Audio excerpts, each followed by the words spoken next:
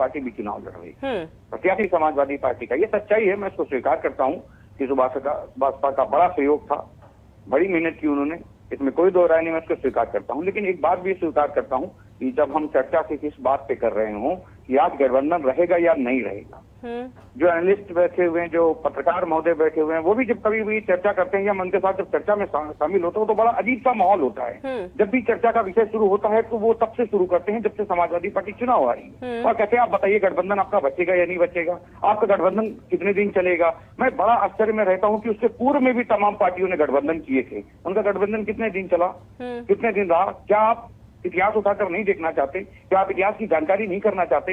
भाजपा के वो गठबंधन के साथी भी छोड़कर चले गए जिनका एक लंबा कार्यकाल रहा हो, और किस बात पे चले गए थे? कि किसानों का हनन कर रही थी भारतीय जनता पार्टी की सरकार, किसानों के साथ अत्याचार कर रही थी भारतीय जनता पार्टी की सरकार, इसलिए छोड़कर चले गए। क्या इस पे कभी किसी का ध्यान आकर्षित नहीं हुआ?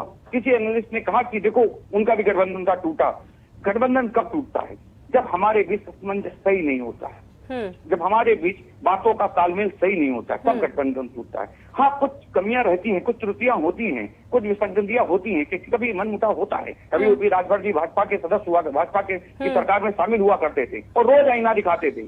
सुबह आंख खुलती थी तो सबसे पहले सरकार को आईना दिखाते थे। क्या सरकार ने कभी सोचा कि ये जो आईना दिखा रहे हैं ये सही है गलत? पढ़ने का प्रयास किया कि जो हमें आईना दिखा रहे हैं हम सही हैं या गलत? नहीं तो क्या ओपी राजभर का समाजवादी पार्टी के प्रति ये मनमुटाव निकल कर सामने आ रहा है? अगर मनमुटाव होता तो मुझे लगता अब तक बयान आ गए होते, तमाम बयान आए हुए थे, राजभर जी सामने बैठे हुए ये भी बोल देते, राष्ट्रीय अध्यक्ष इनके बोल देते, लेकिन ऐसा कुछ भी नहीं। एक प्रोपोगंडा, एक माहौल सेट किया जाता है डिबेट्स के माध्यम से। मैं इसको स्वीकार करता हूँ। आज चर्चा इस विषय पे नहीं होनी चाहिए कि ओम प्रकाश जी राजभर हैं, नाराज नहीं या नहीं है। बहुत महत्वपूर्ण पहलू हैं इस देश के अंदर, उत्तर प्रदेश के अंदर तमाम महत्वपूर्ण पहलू हैं, लेकिन उन चर्चाओं से भटके हुए हैं लोग। उन पर क्यों चर्चाएं नहीं होती हैं? तमाम डिबेट्स उन पर क्यों नहीं होती? आपका डाटा उठाकर देख लिया जाए तो मुझे लगता है शायद आपने भी उस पर इतनी चर्चाएं नहीं की होगी।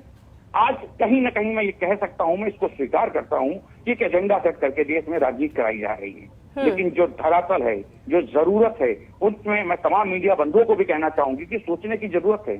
हमारा प्रदेश आज कहाँ जा रहा, देश कहाँ जा रहा? नौजवान युवा सड़कों पे है, लेकिन चर्चा इस बात पे होती है कि अखिलेश यादव से ओम प्रकाश राजभर जी नाराज हैं। तो इसमें दिक्कत क्या है कि अगर इसमें चर्चा हो भी रही है, क्यों?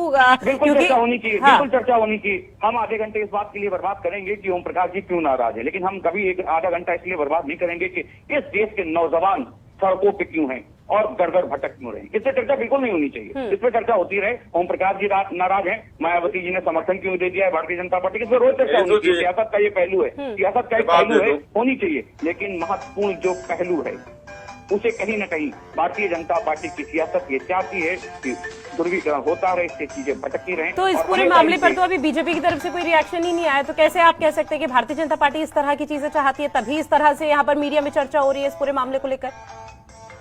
हम नहीं कह रहे हैं, तो तमाम देश के नौजवान, तमाम देश के मीडिया बंधु चीख चीख कर कहते हैं। मेरे कहने से अगर आपको यकीन हो जाए तो अच्छी बात है। मैं तो कहूंगा तमाम बड़े एनालिस्ट इस बात को कह चुके हैं। तो अभी तक जितने भी चुनाव हुए उसकी हार का जिम्मेदार आप किसे मानते हैं? क्योंकि ओपी राजभर की तरफ से तो ये तक कह दिया गया कि जो चुनाव हुए थे जब समाजवादी पार्टी की सरकार थी वो सिर्फ उनके पिता के नाम पर थी, उनके दम पर थी, और अपने दम पर जितने भी चुनाव लड़े, जितने भी चुनावों का नेतृत्व किया उसमें सिर्फ हार का सामना करना पड़ा है। क्या उसकी समीक्षा करेगी समाजवादी पार्टी? रितु जी जरा पीछे जाकर आप देखिएगा कि जब हम सत्ता में आश्रित हुए थे तो रथ लेकर कौन चला? क्या माननीय श्री मुलायम सिंह जी रथ पर सवार थे? क्या आदरणीय शिवपाल चाचा सवार थे उस रथ पे? नहीं थे।